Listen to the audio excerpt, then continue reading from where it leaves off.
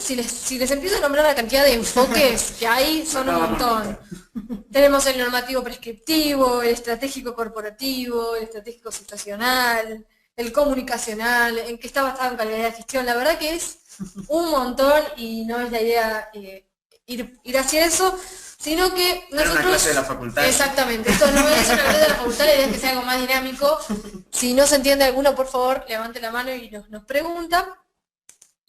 Pero la idea un poco es pivotear entre dos metodologías, ¿no?, de planificación. Como dos grandes grupos que se pueden organizar todas esas metodologías, ¿no? Exactamente, o sea, ninguna de estas encaja muy perfectamente en uno de los diferentes enfoques que nombré recién. Las metodologías clásicas principalmente son más de un enfoque más normativo y prescriptivo, es decir, que te dicen, bueno, ¿qué tengo que hacer? ¿Cómo lo tengo que hacer? Todo medido y demás. Árbol de problemas. Exactamente, pero a lo que vamos a ir acá es a ver un poco las diferencias entre las metodologías clásicas, que a ver, levante la mano o ponga por ahí, ¿quién presenta proyectos a cooperación internacional? A embajadas, a proyectos a grandes organismos internacionales. Sí, ahí Silvia. Veo mucho yo. Silvia Graciela. Martín Ferreira, bueno.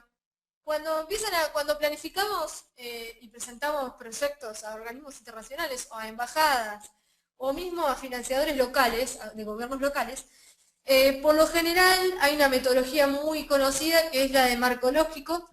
De esto sabemos mucho los politólogos, ¿no? Agus y yo somos politólogos, si hay algún politólogo por ahí escuchándonos, también va a saber lo que es el marco lógico, los árboles de problemas, todo este tipo de cosas. Bien. A ver, la Federación Indígena Empresarial, ¿qué utilizan? Bien, bueno, presentan, exactamente. O sea, utilizan un marco, el marco lógico es una metodología que se impuso en la década del 60-70 para darle como una forma para que todas las personas que presenten fondos a la agencia en ese momento, a la USAID, claro, que es la Agencia de Cooperación Estadounidense, plantea un marco como para presentar los proyectos. Pero bueno, las características de esa forma de planificar se empezaron a bajar en las organizaciones y se empezó a utilizar ese enfoque de marco lógico también para planificar los proyectos y el día a día, digo, ¿no? El marco lógico plantea una matriz que la verdad que no vale la pena para acá. Yo quería hacer una mezcla un poco entre un marco lógico y una planificación estratégica.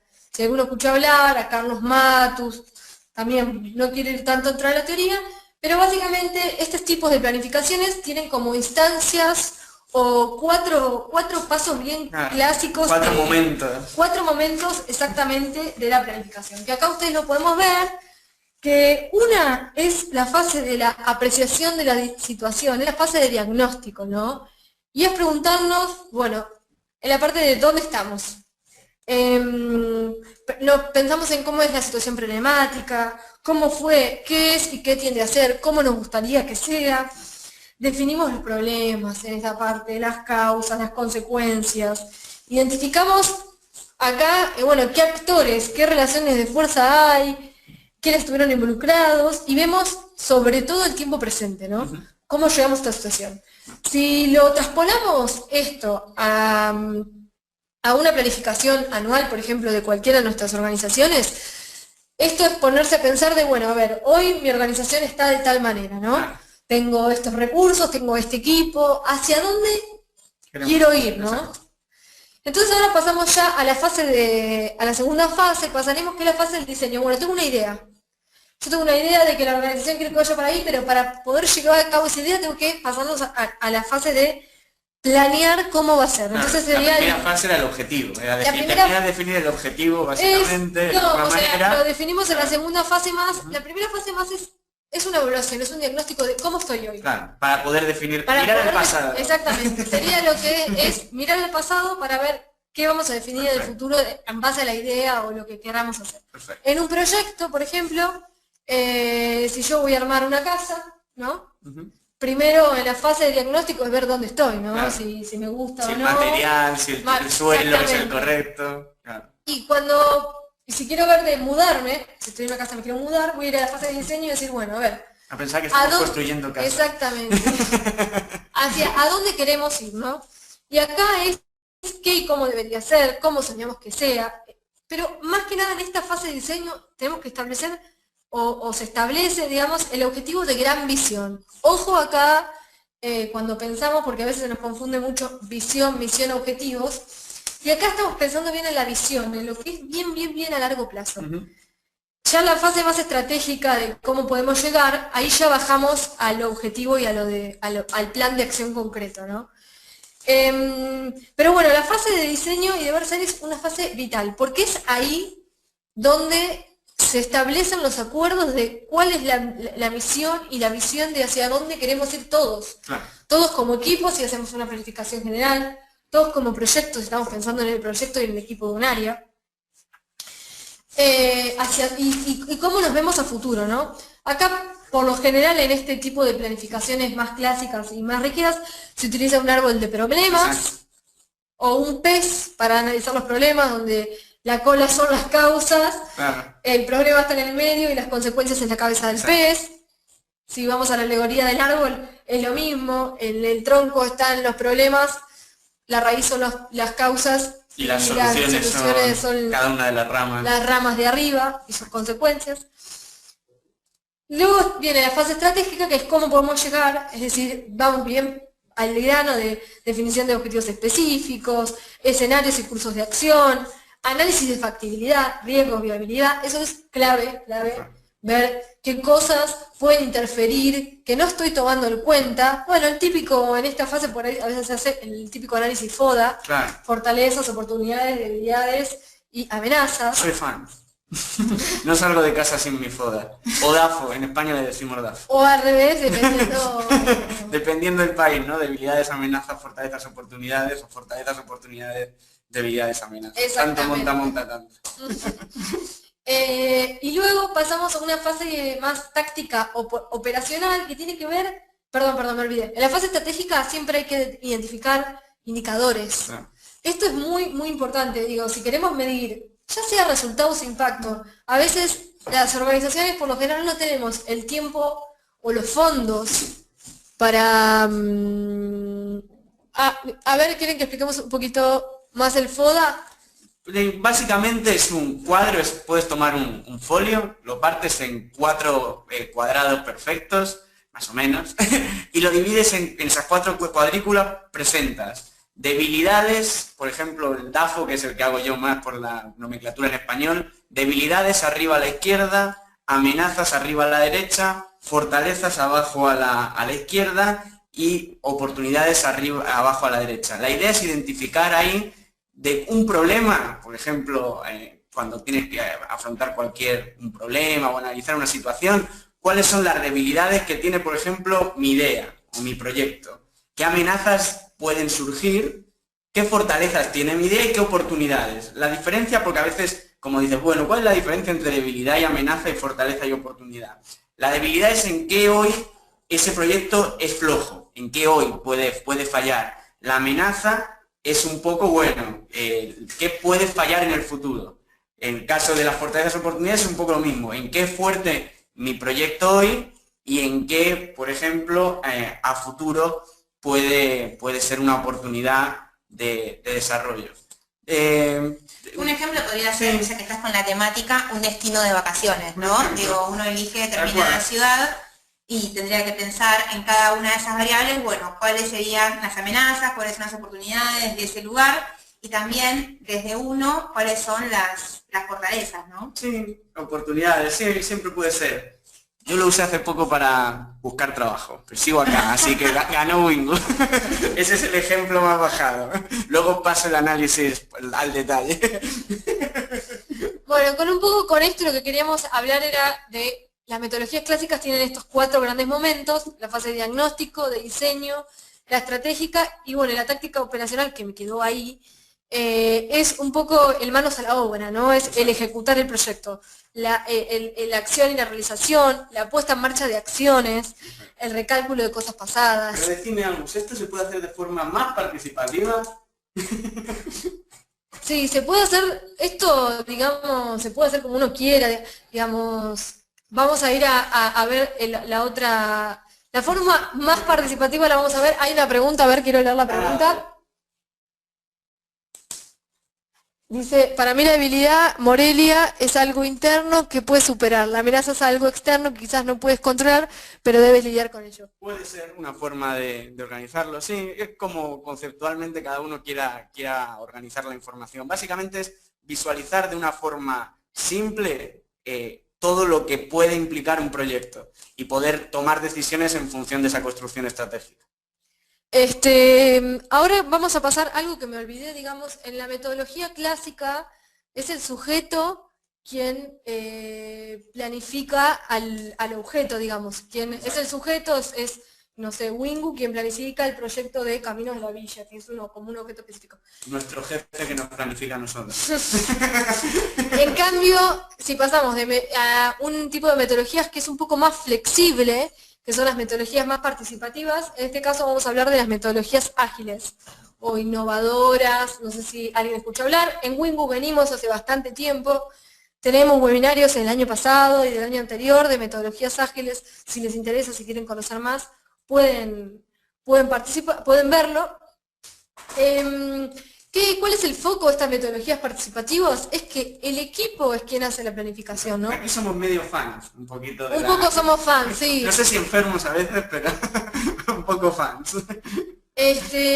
Digamos, acá los principios es que, bueno, la participación es la base del proceso de la planificación, claro, que el equipo es quien sabe cuánto le lleva a hacer cada tarea, y es por eso quien debe planificar o quien debe decirle al coordinador, mira, yo para esto voy a tardar X cantidad de tiempo, no puedo que vos me digas, para armar un webinario vas a tardar 2 horas. Claro. Y si mi proceso lógico de preparación de algo... Son 3 reuniones de 1 hora cada una. Claro, entonces es como que no nos cierra, ¿no? Exacto. Entonces por eso es tan importante que el equipo es quien decide. Y después... como el equipo en el centro de la toma de decisiones, lo que tiene que ver con su trabajo. Exactamente. Y también lo importante de este tipo de metodologías es que siempre es más importante focalizarse en la interacción entre el equipo que en las herramientas y procesos. Esto que veníamos hablando antes y que cuando hablábamos de la flexibilización es esto, es no quedarnos en que el plan está por encima de cómo el equipo se siente, de cómo el equipo llega, de las fechas y demás. También valora, este enfoque valora mucho la respuesta al cambio, es decir, lo que nosotros hacemos siempre con una planificación es anticiparte. Exacto. Entonces, cuanto más... Intentar anticiparte, exactamente.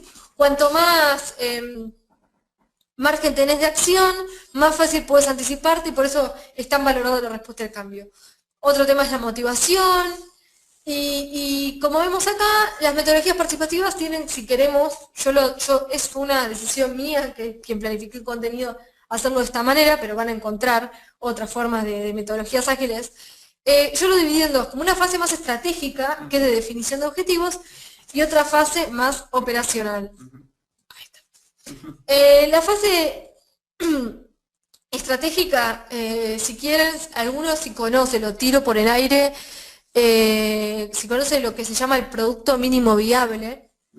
Yo utilicé algunas preguntas del producto mínimo viable para poder hacer esta fase estratégica de definición de objetivos, ¿no? Pensando quién es mi público objetivo, qué necesidades u oportunidades, a diferencia de qué otro producto, o qué otro proyecto, exacto, o qué otra idea, claro, qué beneficio me trae, y bueno, y cuál es por qué nuestro proyecto es diferente, en este caso, por qué sería Wingu, o por qué hacer un proyecto de armar tu casa diferente de mi vecino que está armando su casa. O de otra ONG que hace lo mismo. O de otra organización que hace lo mismo. Ahí también nosotros, por ejemplo, más en la fase operacional, en el área de CRM, por ejemplo, ahí Agus tiró como 4 conceptos que son muy claves, el tema del backlog, del sprint, de las dailies y las retro. Nosotros utilizamos mucho el tema de los backlogs, más o menos los sprints implícitamente. Nosotros todos los miércoles a esta hora, ahora el webinario nos movió para mañana nuestro backlog interno, tenemos reuniones cada 2 semanas, una para todo lo que tiene que ver con proyectos externos de Wingu, que trabajamos con ONGs, y otra con la que tiene que ver con proyectos internos de Wingu, donde priorizamos, definimos actividades, quién va a ser el responsable, fechas límites, y los sprints que son 2 semanas, que es hasta que llega el próximo backlog o la próxima fecha Y luego vamos a ver en Trello, os enseño cómo es el tablerito que tenemos. Voy a desglosar un poquito cada cosa, voy a intentar ser breve porque necesitamos pasar al ejemplo para que vean esto puesto en acción. Igual, como somos flexibles hasta donde lleguemos. Hasta donde lleguemos, exactamente. Había un plan. Había un plan, podemos fallar, exactamente. Bueno, lo que tiene que ver con priorizaciones de tareas, lo que tenemos que hacer es armar una lista de qué tenemos que hacer, cómo. Cada tarea tiene que tener una persona asignada, eso es vital para nosotros. Tenemos fechas en las que tenemos que tener ciertas cosas terminadas, poder marcar esos hitos, como que no nos pueden faltar. Después, obviamente, priorizar esas tareas con tiempo y pensar qué es lo mínimo indispensable que necesitamos para que nuestro proyecto funcione, ¿no? Tener esas preguntas en mente y cuánto tiempo nos va a tomar. Esas dos preguntas son claves para priorizar tareas. Sí, algo que se me ocurre como ejemplo del backlog, antes que Raúl mencionaba que nosotros lo solemos hacer los miércoles, es que anteriormente lo que solíamos hacer era tomar tareas de ese backlog y definir, tomar un responsable a cargo de 1, 2, 3, 4 tareas de ese backlog, y nos estábamos olvidando siempre de la variable del tiempo, ¿no? Decíamos, bueno, listo, para el próximo sprint yo voy a tomar estas 3 tareas, y llegábamos al otro sprint y era, bueno, seguíamos todos con las 3 tareas, y al otro seguíamos con las 3 tareas, y después de que nos pasó 3, 4 veces, y pensando en esto de siempre mirar en retrospectiva, ¿no? Que es el paso que le sigue después de esto, es decir, bueno, quizás tenemos que dejar de tomar 3 tareas, y tenemos que tomar una sola, exacto, y hacer como una proporción distinta del tiempo, ¿no? Sí, otra cuestión que es clave y que es diferente con respecto a cómo piensa el tiempo, una metodología más clásica con respecto a estas metodologías ágiles, es que trabajamos en periodos cortos de trabajo. Esto es vital. Es decir, cuando planificamos un proyecto de cooperación internacional, claro, no es un plan quinquenal, no dura 6 meses, sino que nuestros tiempos de trabajo son cortos, son ciclos cortos, como máximo 3 semanas, pero como una locura. La idea es que cada 3 semanas o 2 uno esté recalculando, viendo cómo está, qué objetivo llegó y volver a empezar, ¿no? Por eso necesitas estas reuniones cortas de ajuste de objetivos para poder ir viendo tener en cuenta estos tiempos de trabajo e ir recalculando.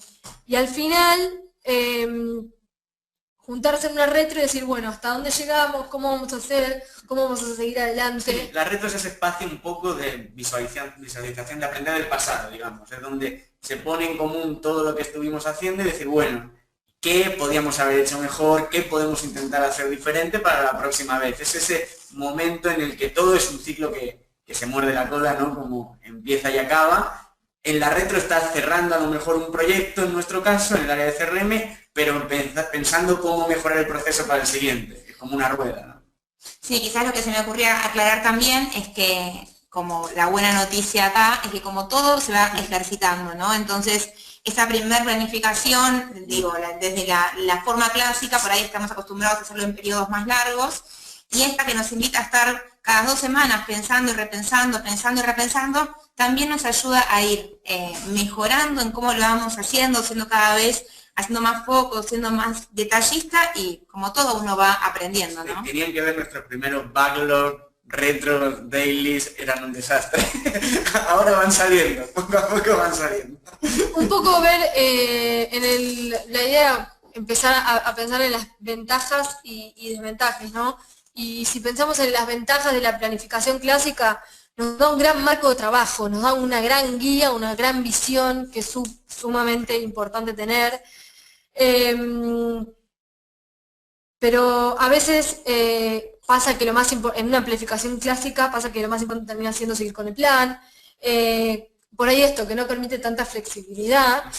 Que a veces no está centrado tanto en las necesidades del sujeto, sino que es un sujeto el único que planifica y que baja eso al equipo. Para mí la planificación clásica es el gran macro para poder guiarnos, como la guía, como ese panorama general, y lo mejor es que cuanto más participativo en el día a día, en las tareas y en la toma de decisiones y resolución de problemas, mejor, porque es más flexible, más rápido, suele atajar mejor los problemas y atacar mejor las causas, personalmente. Sí, en cambio la planificación participativa justamente esto, nos permite pensar en nuevas ideas más rápido y más fáciles.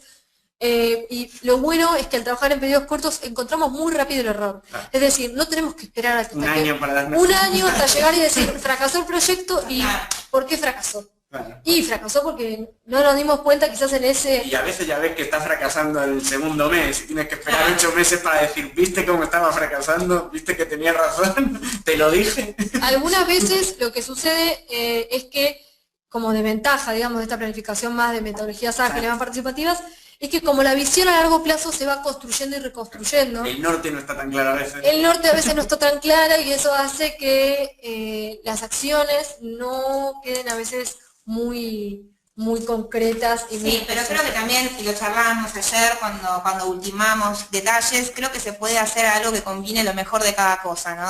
O que al menos se puede intentar. Esto de que la visión no esté tan clara, bueno, somos organizaciones, están conformadas por seres humanos, siempre esto puede ir cambiando y lo que hoy veíamos de una forma, mañana lo podemos ver de otra. Lo importante es que por ahí, si tomamos de la clásica, pensar lo más grande y de la participativa, el día a día y lo constante, vamos a poder ir flexibilizando también aquello que en algún momento pensamos como clásico, ¿no? Y que se vaya todo el tiempo moldeando. Bueno, ahora lo que vamos a pasar es, antes de terminar con todo esto, es ver esto, como la ruta de la planificación que hacemos en Wingu, que es un marco, que es una forma, algo que me olvidé antes de decir. Estas son metodologías, uno toma y saca y construye su propia planificación o su propia forma. Si no sirve, se cambia. Y si no sirve, se cambia, ¿no? Entonces, como para resumir un poco esto que veníamos hablando, ventajas, desventajas y diferentes tipos, pensamos en como estos 3 momentos, por un lado la planificación, por el otro lado la ejecución y el cierre, que es todo parte de la gran planificación. Del proyecto. Exactamente.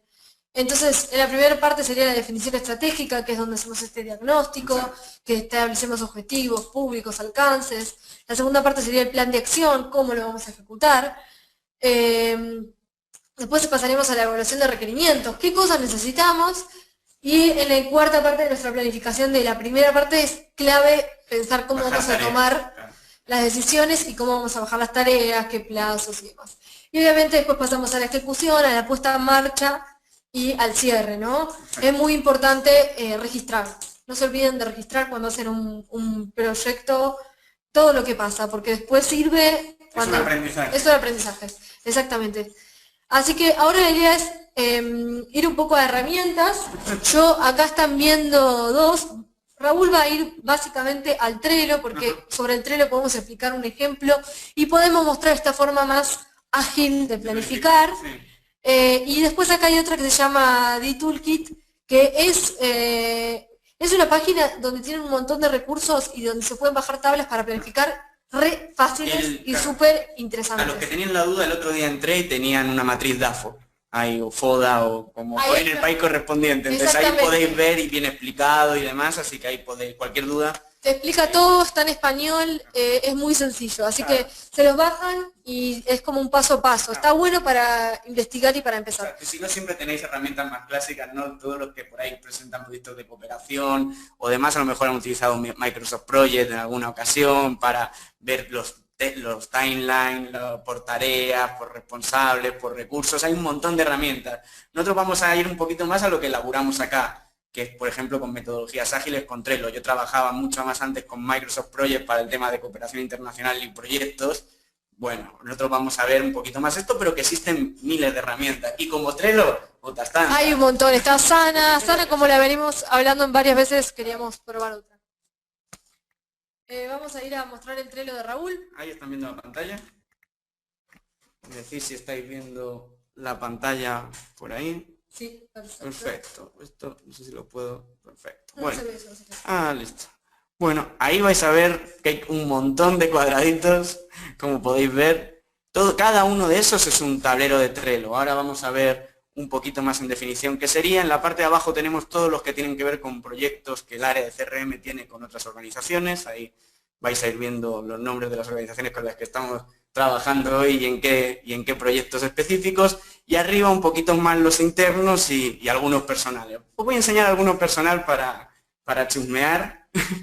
A Trello pueden ingresar siempre con una cuenta de Google. Exacto, es súper fácil. Cuenta de Google, si no se hacen un usuario, es gratuito, no hay que crear un usuario nuevo. Está en español, es una ventaja. Tiene un tutorial. Tiene tutorial, es como tiene bastantes recursos. Asana, que es otra herramienta que utilizamos, a veces no la recomendamos tanto porque está en inglés. Y está en inglés y para mí es mucho más visual Trello. Ahora vamos a ver, a mí me gusta más, pero es una opinión personal. Dentro de Wingo hay quien usa Asana y quien usa Trello. CRM es área de Trello.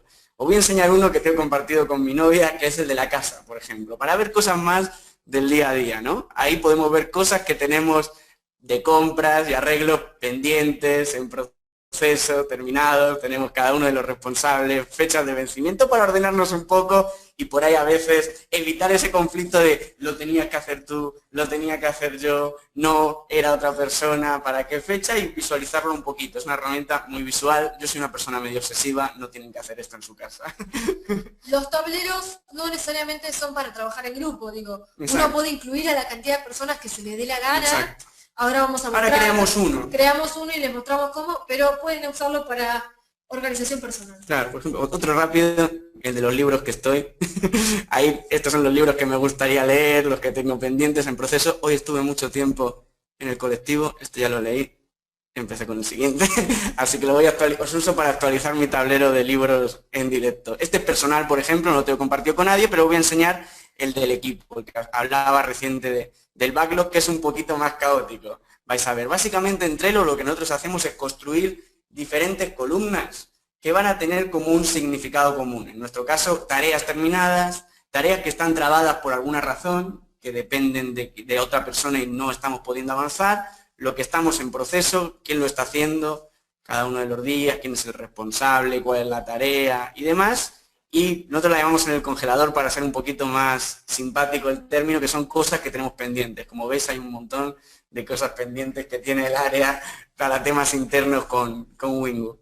La base de este tablero es una metodología que se llama Kanban. Eso es. En donde que divide como el proyecto, en este caso, en tres grandes grupos. En tres grandes grupos. Exacto. Lista de tareas pendientes, lista de tareas o cosas en proceso y otras cosas de cosas terminadas. Sí, creo que Mariela hace una pregunta que tiene que ver con cómo activar las notificaciones. El sistema automáticamente te va a enviar notificaciones a tu correo electrónico. Igual, si vos te fijás, hay una guía de uso donde te va a ir llevando a todo lo que podés configurar. Sobre el Vamos a crear lado derecho, en la parte de arriba, sí, hay una campanita donde uno va a poder ir ingresando y va a poder ir haciendo todas las notificaciones y ver también las notificaciones. Y todo lo que me fueron comentando en cada uno de los proyectos, tableros diferentes que tenemos. Para mostraros uno desde cero, vamos a hacer uno que sea webinario, le ponemos, ahí, estas cosas siempre pasan, webinario, perfecto, a webionario, lo voy a escribir bien a la quinta, lo voy a escribir bien, webinario, perfecto. Aquí, por ejemplo, podemos poner el equipo, en nuestro caso está el de CRM, así que ahora todo el equipo de CRM va a estar en el tablero webinario y le damos a crear. Así de sencillo, no tiene mucha más dificultad. Voy a bajar, esto lo puedo, lo voy a mandar para acá. Y aquí te va a aparecer un tablero en blanco, donde tú vas a definir cuáles son las columnas, y esto que hablamos, lo que comentaba, nosotros trabajamos mucho con la teoría o con el marco de Kanban, de tener esas tres grandes columnas. Una que es en proceso. Ampliemos un poco qué es el backlog. Sí, el backlog es la lista de tareas. O sea, el backlog en realidad es poner en una hoja de papel, en un Word, toda la lista de tareas que tengas. Y una vez que tenés toda la lista de tareas listadas, justamente todas las tareas listadas, como está haciendo Raúl acá, que tiene pendiente, en proceso y terminado, el backlog lo que haces es priorizar las tareas. O sea, decir, bueno, ¿qué es más importante? Bueno, lo más importante lo voy a poner arriba. Y lo más importante lo voy a poner con otro color, por ejemplo, porque es sumamente importante y porque falta poco para hacer. O sea, el backlog es simplemente una lista de tareas que uno, como equipo, tiene que determinar quién hace cada tarea, un responsable y cómo ordenarlas, priorizarlas. Exacto. Aquí estoy armando, por ejemplo, las tareas que pudimos ir haciendo para el tema de armar el webinario. Ahí se me abrió antes de tiempo. Armado el webinario, por ejemplo. ¿Veis? Ahí creé dos tareas, que es bueno. Lo primero es una primera reunión, una segunda reunión, y ahí podemos ir agregándole un responsable, una fecha, priorizándolos. Si entramos a una tarea... La tarea en Trello es una tarjeta, es decir, por ejemplo, las columnas que hemos construido serían esos 3 momentos por los que puede pasar una tarea, la que está todavía por empezar, la en la que se está realizando y cuando ya se terminó, y ahí le podemos asignar desde miembros, por ejemplo, en el equipo de CRM, ahí estoy... Flor. Yo no sé si... Ahí está Flor, perfecto. Entonces, en esta tarea va a estar Flor y Raúl, lo vamos a poner a los dos. Entonces, Flor y Raúl siguen esta tarea y le vamos a poner una fecha. Un vencimiento. Que ya pasó, pero no importa, le vamos a poner el 27. Claro. Guardar. Y podemos editarle la descripción. Hacer tareas, listas de tareas que tiene este... Por ejemplo, esto puede tener varias listas. Claro. PPT, por ejemplo. Y cada uno de los slides ahí, por ejemplo, ficha 1, qué sé yo, como si fuese cada una de las fichas las hubiésemos armado. Ficha, final, cualquier cosa. Ahí podemos ir listando... todo lo que se nos ocurra. Fuese. Lo que tenemos que tener en cuenta acá, que cada tarjeta de estas que estamos armando son las que tienen la fecha de vencimiento. Exacto. Que ahora le podemos poner fecha de vencimiento a los checklists. Claro, no a cada una de las subtareas dentro de la tarea principal. Lo que tiene el checklist es que podemos ir diciendo si una tarea está compuesta a su vez por otras subtareas, ir viendo en qué porcentaje está cumplida o que no. Por ejemplo, cuando una organización a mí me manda en los soportes que tenemos para Salesforce, bueno, hay que hacer estos 10 cambios en nuestro sistema, los listamos y vamos tachando lo que ya se hizo, lo que no, y si, por ejemplo, algo está trabado porque no puedo terminarlo yo, si necesito algo de la organización, pasa trabado, si ya terminó, pasa terminado, y la idea también es que en la columna de pendientes podamos priorizar, eso que hablábamos en el principio, es decir, por ejemplo, en la que mostré de libros, mis libros están etiquetados por cada uno de los países que corresponden, por temática, soy un poco obsesivo, lo sé, y por prioridad, o sea, cuál va a ser el siguiente libro que me voy a leer después del que estoy leyendo ahora. Eso cambia, es decir, ayer me compré un libro, fui al Bafisi, me compré un libro en Cúspide y ese pasó a ser el primero ahora, no por orden, no van por orden de compra, van por ahí por temática, por interés. Sí, cuando hablábamos de priorizar, acá concretamente en la herramienta uno tiene un listado, como la lógica a veces demanda, arriba vamos a poner lo más importante, entonces uno puede ir cambiándolo, ¿no? Y en esta reunión dejamos primero esto, y mañana tenemos otra reunión donde decimos, no, ¿sabes qué? Mejor empecemos por el PowerPoint, entonces lo vamos priorizando, y cuando uno va tomando la herramienta y la tarea, lo va pasando a otro estado, que sería en proceso.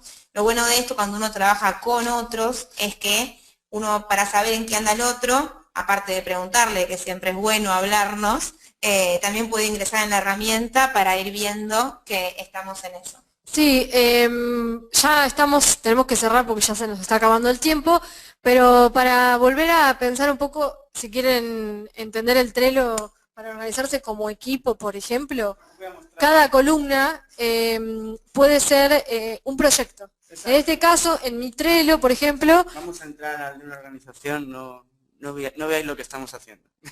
No, pero por ejemplo, tenemos gente de Guadalajara. Tenemos gente de Guadalajara, estamos trabajando con el Banco de Alimentos de allá y lo que os quería mostrar es que nosotros, por ejemplo, tenemos una guía de uso ahí que les colocamos siempre cuando abrimos el tablero compartido con ellos. Entonces ahí en esa guía de uso podéis ir chumeando las diferentes cosas que se pueden ir haciendo con tutoriales súper sencillos. Trello es súper intuitivo, tiene un montón de tutoriales, así que podéis ir fijándose en eso. Y básicamente la idea es visualizar. Nosotros los compartimos con las organizaciones para poder ir construyendo el proyecto entre los dos equipos, el de la organización y el de Wingu, colaborativamente y saber en qué está cada uno.